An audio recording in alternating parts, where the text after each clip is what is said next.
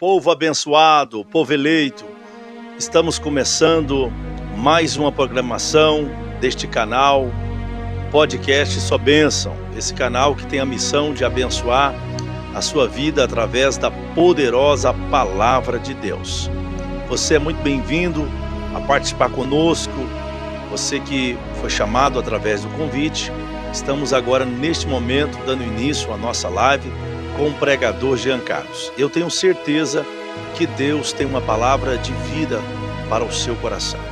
Tudo que vem de Deus é bom. Por isso que o canal chama Só Bênção, porque tudo de Deus é bênção. E Deus colocou uma mensagem no meu coração para poder compartilhar essa palavra tão poderosa que é a palavra de Deus, que faz coisas tremendas na nossa vida. E nós estamos vivendo, dias difíceis, dia em que o esfriamento espiritual chegou, o desânimo. A gente percebe que as coisas têm sido cada vez mais difíceis, e as pessoas têm se perdido. E a única fonte que pode resgatar e trazer os valores que são de suma importância para a nossa vida, nessa carreira que foi nos proposta por meio de Cristo Jesus, da qual nos chamou das trevas para a sua maravilhosa luz. E Deus coloca a missão no coração de cada um. E embora vivemos dias difíceis, mas alguém precisa se levantar e se dispor para fazer a obra de Deus. E mais de 2 anos, Deus havia colocado no meu coração um meio para a gente poder evangelizar, para a gente poder pregar. O Senhor tem nos dado graça para falar muito com a igreja, muito com os seus. E durante esses 2 anos a gente nunca perdeu do nosso coração esse desejo, esse negócio que Deus colocou no nosso coração.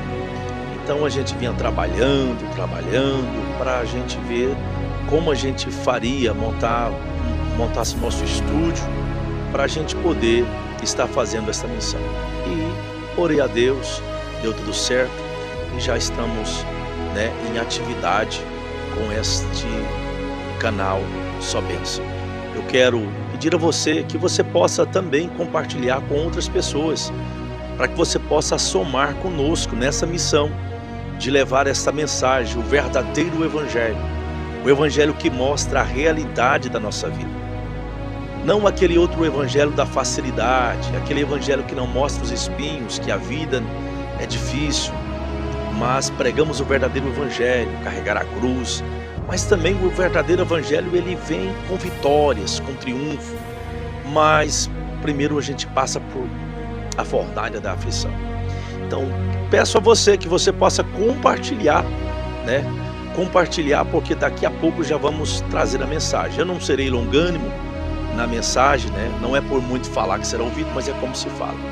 E eu creio que Deus vai falar com você. Então compartilhe, entre no nosso canal, podcast Só Bênção. Não esqueça, podcast Só Bênção. Inscreva no nosso canal, participe conosco, vamos junto nessa missão. A gente não pode estar em todos os lugares, mas o meio que nós temos, que é as redes sociais, ela é uma ferramenta e pode ser útil, proveitosa, para a gente estar falando da palavra de Deus e chegando a muitos lugares. Até pessoas do exterior também têm ouvido as nossas pregações, E então, ore por este trabalho, ore pela nossa vida, ore pelo ministério que Deus me confiou, para que, ao abrir da minha boca, sempre Deus possa estar falando com a igreja do Senhor e das pessoas que ainda não conhecem a Cristo também. Então, esteja junto comigo nessa missão. Somos uma equipe, somos mais fortes. Amém? Então vamos lá? Vamos estar então lendo a palavra de Deus. Eu acredito que a semana que vem a gente vamos arrumar um convidado, para estar conosco, mais um podcast onde vamos estar entrevistando, Era para um pastor, eu tinha até chamado ele para estar conosco aqui, um homem que tem um conhecimento vasto, um homem que tem a graça de Deus e uma sabedoria enorme.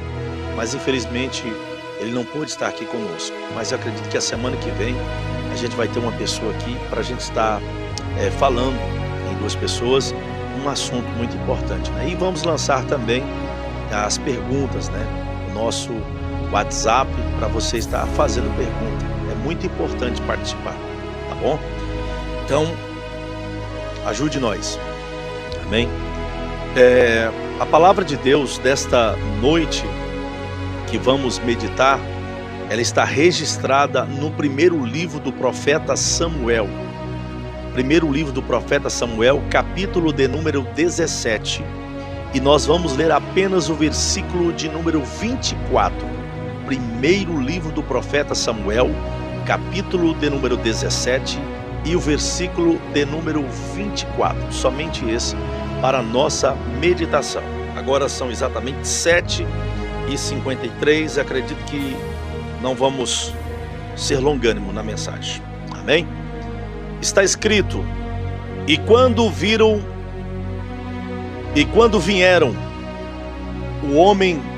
todos os homens de Israel fugiram dele e ficaram muito temerosos. Repetindo: e quando viram o homem, todos os homens de Israel fugiram dele e ficaram muito temerosos. Amém? Glória a Deus. Queridos irmãos, sem sombra de dúvida, a palavra de Deus, ela é poderosa. A palavra de Deus, ela nos informa as vitórias que o povo, por sua vez, conquistou. O povo que viveu glórias marcadas por Deus foi registrado. Também a palavra de Deus vai falar do fracasso das pessoas, aonde as pessoas fracassaram, onde as pessoas perderam, aonde as pessoas erraram. A Bíblia, ela informa categoricamente e ela dá detalhes em ênfase naquilo que ela quer mostrar para nós, porque afinal de contas, a palavra de Deus, ela é viva e ela é poderosa. A palavra de Deus, ela é uma ferramenta indispensável. Ela é o fator de viver vitória. Ela é o meio que Deus se revela a nós, sua vontade, seu querer. Nós lemos aqui apenas um versículo do capítulo 17 do primeiro livro do profeta Samuel. De fato, é uma história muito conhecida pela igreja do Senhor Jesus. Porém, todavia, a palavra de Deus é inesgotável. É algo que quanto mais você mergulha, mais tesouro você vai encontrar, porque ela é inesgotável. E nós estamos aqui diante de uma passagem bíblica de suma importância para os nossos dias atuais. Quando eu estava meditando nesta palavra, o Espírito do Senhor me levou a um entendimento e me fez entender que a história que está escrita não é muito diferente da história que nós estamos vivendo hoje. Através dessa história que aconteceu nos dias de Davi, nos dias do rei Saul, nos dias em que o povo de Israel estava sendo envergonhado por um homem chamado Golias. Um homem que tinha quase 3 metros de altura e que trouxe um pavor e um espanto, fazendo com que todo o povo de Israel fugisse diante dele. Por 40 dias, Golias se apresentou afrontando Israel e chamando Israel para a peleja. Porém, todavia, Israel estava perdido nesta passagem, neste ponto. Cá para nós, como pode um povo que viveu uma glória poderosa em Deus, um povo que carregava testemunho maravilhosos da parte de Deus, um povo que Deus se apresentou a eles com uma mão forte, com uma mão poderosa, um povo que tinha história para contar, testemunhos de sobra para notificar acerca da ação do poder de Deus. Um povo que viveu uma experiência sofrida, amarga, dolorosa, quando eles estavam no Egito, a saber, sendo eles ali sofrendo uma escravidão terrível, sendo oprimidos, e estava vivendo um momento tão tenso, tão difícil, e Deus se apresenta para este povo através de Moisés com grandes sinais, com um grande poder. Esse povo teve o privilégio de ver o mar se abrir diante dos seus olhos. Esse povo viu as águas engolir o maior exército que havia naquele tempo, que era o Egito. Israel viveu durante 40 anos no deserto, sendo sustentado por Deus. À noite, Deus mandava uma coluna de fogo, trazendo um aquecimento. E de dia, uma nuvem estava fazendo sombra para poder trazer um frescor para o povo de Israel. Israel viveu glórias tremendas com Deus. Esse povo tinha testemunho de sobra para contar. Uma certa feita, apenas um homem com uma queixada de jumento foi capaz de matar 1000 soldados apenas com uma queixada de jumento. Esse povo de Israel também tinha, por sua vez, a história de Gideão. Com apenas 300 homens, foi capaz de destruir um exército de mais de 125.000 soldados. Israel tinha testemunho de sobra para contar. Israel viu Deus trazer o poder, as muralhas de Jericó sendo engolidas pela terra, e Deus, por onde agia na vida do povo de Deus, deixava a sua marca de glória, mostrando que era o Deus de Israel, o defensor de Israel. Até Raabe, aquela mulher que entendeu por onde Israel passava, o Deus de Israel trazia devastação e uma destruição era iminente. Então Deus se prontificava em defender Israel. Na verdade, Deus havia chamado Israel para ser testemunho de sua glória, e Deus moveu, fez coisas tremendas, mostrou para eles que de fato ninguém poderia destruir, pois eles eram uma nação eleita, escolhidas por Deus para a glória do seu imenso poder. Todavia, Israel agora está vivendo um cenário não mesmo que viveu. O que aconteceu com Israel? O que está acontecendo com este povo agora? Esse povo que vem vivendo esta glória de Deus, esse povo que é marcado pelo poder de Deus, e agora este povo agora está diante de uma batalha, e eles começam a deixar com que o medo fosse maior do que a sua crença, fosse maior do que sua fé.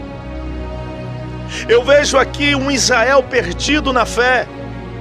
Eu vejo aqui um Israel que não consegue enxergar mais Deus como o grande eu sou.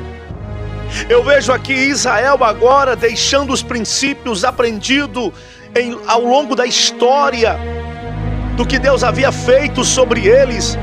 Mas agora é um Israel que está com medo. E o pior de tudo, irmãos, é que 40 dias ninguém sai à batalha. E aqui eu vejo um cenário onde o povo começa a escarnecer. Quem sabe as demais nações começaram a falar, a escarnecer, dizer: mas cadê o Deus de Israel? Eles não dizem que o Deus dele é o Deus único e verdadeiro. Eles não dizem que o Deus dele é o Deus todo-poderoso. O nome de Deus estava sendo com certeza falado, divulgado entre os pagãos. Um povo que foi chamado para triunfar, um povo que foi chamado para viver a glória de Deus, um povo que recebeu a promessa de um Deus que nunca falha, de um Deus que não é filho do homem para que minta, tampouco filho do homem para que se arrependa, de um Deus que ele vela sobre a sua palavra. Mas agora é um Israel que está totalmente perdido.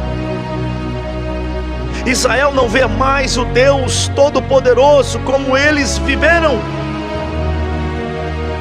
O Espírito de Deus me fez entender que nós também estamos vivendo esses dias. Um povo que recebeu a promessa de Cristo, que ele disse: olha, as portas do inferno não vão prevalecer contra a minha igreja. Nós recebemos uma promessa, fomos chamados para a glória de Deus, fomos chamados para viver novidades, fomos chamados para ser marcados pela glória de Deus. Só que nossa geração se perdeu também.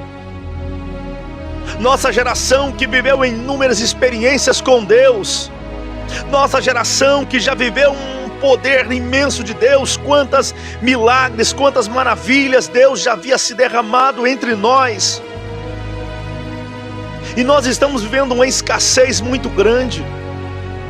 Quase não vemos mais o poder de Deus de fato manifestado entre nós. Cada dia fica mais escasso. Será que Deus mudou? Será que o Deus da Bíblia não é mais o mesmo Deus de hoje? Todavia Deus não muda. O que Ele foi ontem, hoje e amanhã permanecerá o mesmo. Ele não muda. Quem está mudando é nós.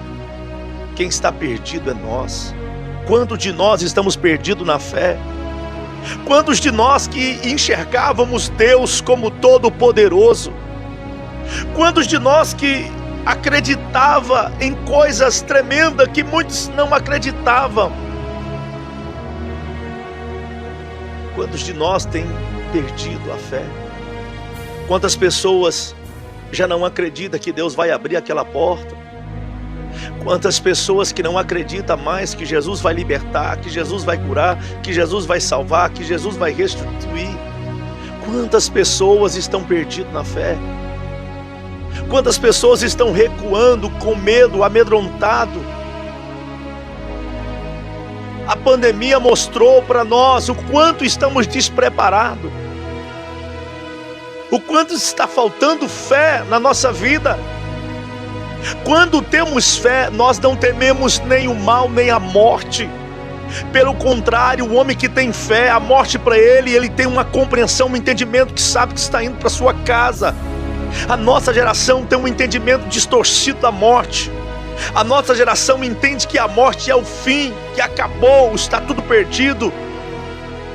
Não, meus irmãos, a morte nunca foi o fim para o povo de Deus. A morte é apenas uma passagem, é um meio que a gente vai partir para estar junto com Cristo. Os nossos irmãos que entenderam isso, que viveram a fé, que viveram suas experiências, que foram marcados pela glória de Deus, que não se venderam, que não se deixaram se dobrar diante dos obstáculos, diante das dificuldades, diante das adversidades que surgiu ao longo do tempo em que eles enfrentaram. Quantos dos nossos irmãos enfrentaram a fúria dos leões, o fogo de Roma, enfrentaram as forças opressoras dos grandes imperadores que se levantaram contra a igreja, mas pelo contrário, a igreja crescia cada vez mais. Eles entendiam que a morte era um meio de eles ir para sua casa, a ponto que André, no momento de sua crucificação, ele disse: ó cruz bem-vinda. Há tanto tempo que ele espera. Para eles a morte era um prazer, viver para eles era Cristo, mas morrer era lucro. Pedro vai ensinar que nós somos apenas peregrinos,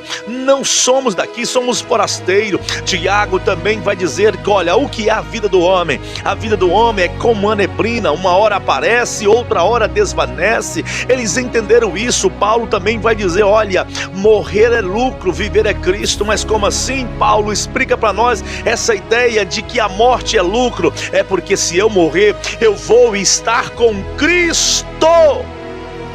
Aleluia!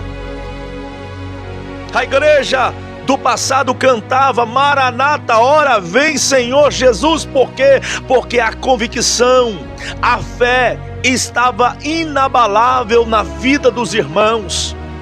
Ela não oscilava, ela estava intacta. A fé que Jesus havia colocado nos seus corações não oscilou, foram permanentes, convictos na chamada de Deus para a sua vida. Mas a nossa geração está precisando encarar a realidade. Viver a fé é viver a fornalha, porque Pedro vai dizer que a fé nossa, ela é provada no fogo, como o ouro também é levado para o fogo. Deus nos chamou para viver sua glória. Deus nos chamou para viver o seu imenso poder. Como que as pessoas lá fora vão conhecer Deus através da minha vida, através da sua vida? É vendo o Senhor atuar na nossa vida. É vendo os prodígios, os livramentos, as manifestações de Deus na nossa vida. Eles vão ver e vão se maravilhar. quando ver o efeito do poder de Deus sobre a nossa vida. E nós precisamos entender isso. Quantas pessoas se perderam na fé? Quantas pessoas que não têm mais propósito nas suas vidas? Quantas pessoas que não buscam mais? Quantas pessoas que enxergam a luta maior do que Deus? Pelo amor de Deus, minha irmã, pelo amor de Deus, meu irmão, Deus é muito maior do que os problemas que nós enfrentamos. Deus é muito maior do que as adversidades que nós enfrentamos. Deus é maior na nossa vida. Eu e você precisamos enxergar Deus como todo-poderoso, como grande eu sou. O nosso Deus é imbatível, o nosso Deus é inerrante, o nosso Deus é inabalável, o nosso Deus é incomparável, o nosso Deus é inconfundível, o nosso Deus é o grande que pode todas as coisas, e operando Ele, quem impedirá? Porque antes que houvesse dia, Ele já era, e não tem ninguém que possa escapar de suas mãos, pois agindo Ele, quem impedirá? Deus nos chamou para viver sua glória, mas nós não estamos vivendo a glória de Deus. Está acontecendo tantas coisas estranhas em nosso meio. Um pavor, um medo. É normal ter medo, pregador? Sim, é normal, eu tenho medo, nós temos medo. Mas quando esse medo ultrapassa a nossa fé, está errado. Quando nós aceitamos esse medo ser maior do que o nosso Deus, está errado. O medo não pode ser maior. A dúvida não pode fazer parte da minha vida. A dúvida não pode fazer parte da sua vida. Os problemas são grandes, sim. Eu estou pregando para pessoas que estão passando, só Deus sabe o que está acontecendo com ela. Só Deus sabe o que está passando com você. Mas deixa eu te dizer uma coisa, meu irmão. Deixa eu te dizer uma coisa, minha irmã. Eu estou dizendo de um Deus que é grande. E se você acreditar que Deus é grande, Ele sempre vai ser grande na sua vida, aleluia! Ele sempre vai ser grande na sua vida. Tenha esta fé, tenha essa crença. Israel aqui estava perdido. Só que contrapartida, nós temos aqui alguém que traz uma lição para nós. Nós temos alguém aqui que vai mostrar para mim, que vai mostrar para você, que vai mostrar para todo Israel o meio o qual a gente vence na vida. Oh, maravilhas! Nós temos aqui alguém que vai mudar o cenário pela sua forma como ele via. O problema maior não é ver os problemas, mas é como nós vemos ele. Não tem ninguém melhor do que ninguém, só que tem pessoas diferentes, porque vê diferente. Davi, um jovem desconhecido, um anônimo, alguém que o povo ainda não conhecia, mas alguém diferente, alguém que entendeu o que é ter fé, alguém que entendeu o que é viver a glória de Deus, alguém que entendeu o que é viver o livramento de Deus, alguém que entendeu viver o poder de Deus, alguém que viveu e conservou na sua vida viver o poder de Deus, alguém que não esqueceu do que Deus já fez, alguém que carrega a lembrança dos livramentos de Deus, alguém que viveu o poder de Deus e que mantém dentro do seu coração os livramentos vivos que Deus já fez. Deixa eu dizer uma coisa: o Deus que te livrou no passado é o mesmo Deus que pode te livrar agora. O mesmo Deus que já te deu vitória, que já fez você triunfar diante das adversidades. Um Deus que já te deu conquista. Um Deus que já fez você sobressair diante de situações cruciais da sua vida. Esse Deus que fez isso é o mesmo Deus que quer fazer muito mais na sua vida. É o mesmo Deus que quer fazer muito mais na nossa vida. Mas só que para Ele fazer isso, você precisa encarar a realidade e enxergar o gigante. Porém, todavia, enxergando Deus como maior do que o gigante, maior do que sua luta, maior do que sua adversidade, maior do que o seu problema, você precisa enxergar isso. O quadro pode ser dramático, a vida que você está vivendo pode estar caótica, você pode estar vivendo um vale, você pode estar vivendo um deserto, mas entenda que o Deus do vale é o Deus dos montes. Entenda isso. Faça como Jó, que viveu uma experiência negativa na sua vida. O Jó que viveu uma experiência amarga, dolorosa, sofrida na sua vida. Mesmo naquele quadro, assentado no pó e na cinza, ele consegue fazer algo que chama a atenção de Deus. Ele acredita que o seu Redentor vive e que se levantaria para julgar a sua causa. É esse tipo de comportamento que Deus espera de nós. A luta chegou, o desafio veio, e a sua fé precisa te acompanhar. Davi chega pela manhã, e as mesmas palavras de Golias tornaram a ser repetidas. Só que dessa vez foi diferente. Enquanto o exército fugia, enquanto Saul fugia, Davi parte para cima. Davi expressa claramente, com a tranquilidade de um homem de fé: quem é esse incircunciso para afrontar os exércitos do Deus vivo? Em outras palavras, Davi dizendo: mas esse homem não tem a marca, esse homem não tem a promessa, esse homem não faz parte do povo de Deus. Quem esse homem está achando que é para poder afrontar o povo de Deus? Que coisa, hein? É esse tipo de atitude que Deus espera de mim. É esse tipo de atitude que Deus espera de nós, povo de Deus. Os problemas existem, são fatos, são reais.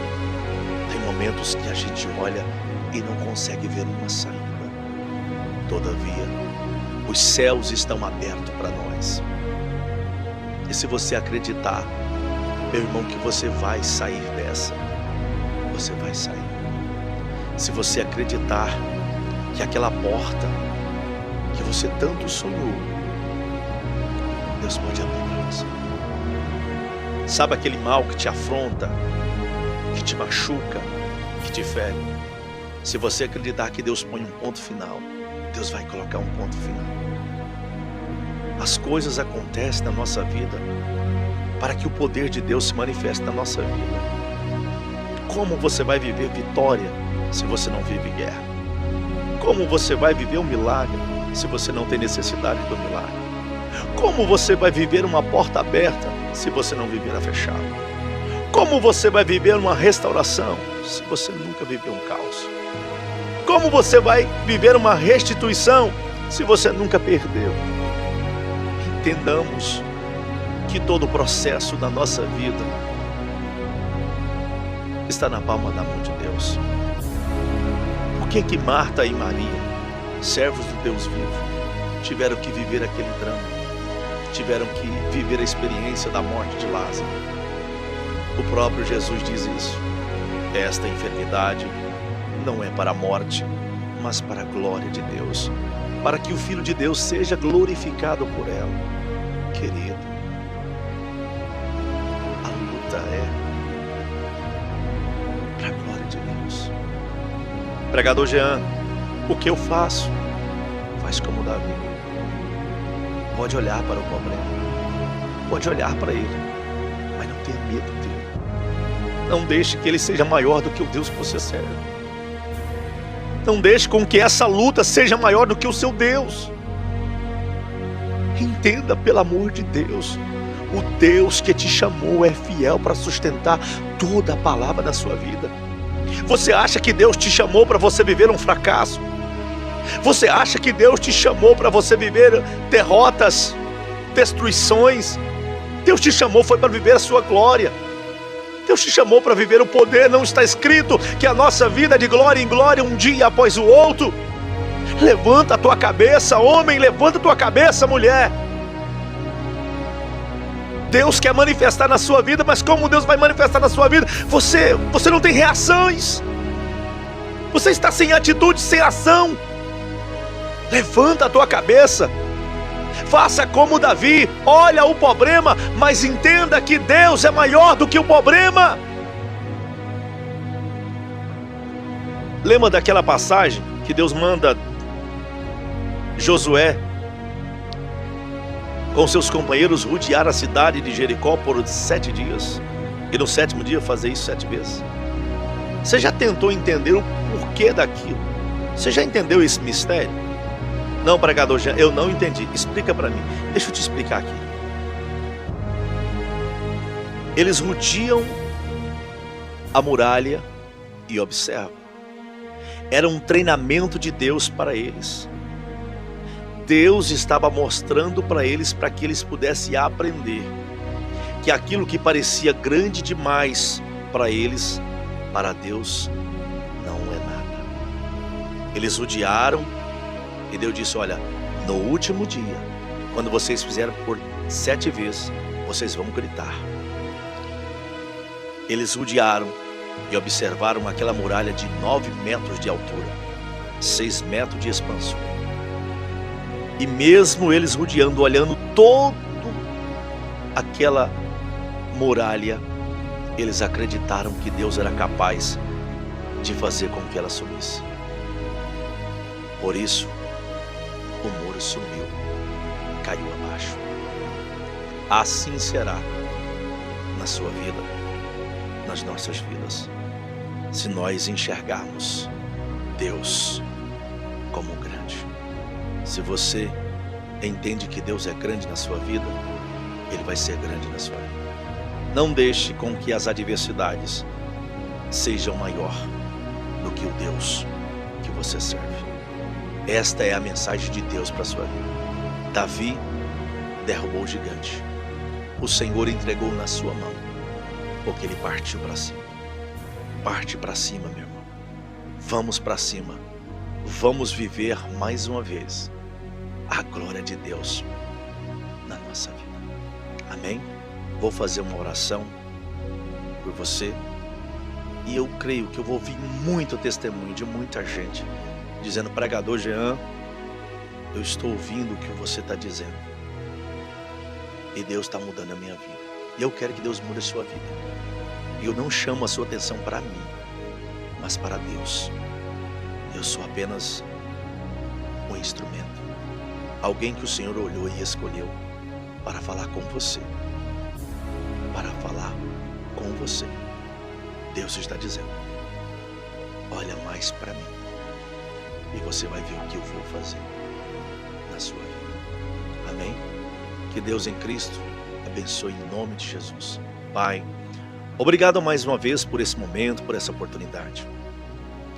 Estou pregando para pessoas, meu Pai, que está vivendo combates, guerras, conflitos. E tem pessoas, Senhor, que vão ouvir esta mensagem. Alguns estão comigo agora, outros vão ouvir depois. Senhor, mas o mais importante de tudo isso aqui é ver o Teu trabalhar, é ver o Teu agir. Pai, foi o Senhor que Ele colocou no meu coração para estar fazendo isso aqui. O Senhor conhece a intenção que está dentro do meu coração. Eu quero orar como pregador do Evangelho genuíno e pedir ao Senhor que, mediante esta palavra que foi pregada, o Senhor possa fortalecer, fortificar a vida de cada um dos irmãos, para que eles possam se erguer e viver a sua glória. Em nome de Jesus eu oro e te agradeço. Amém. Amém, meus irmãos? Que Deus continue abençoando a nossa vida. Semana que vem tem mais. Amém? Um abraço, fique na paz.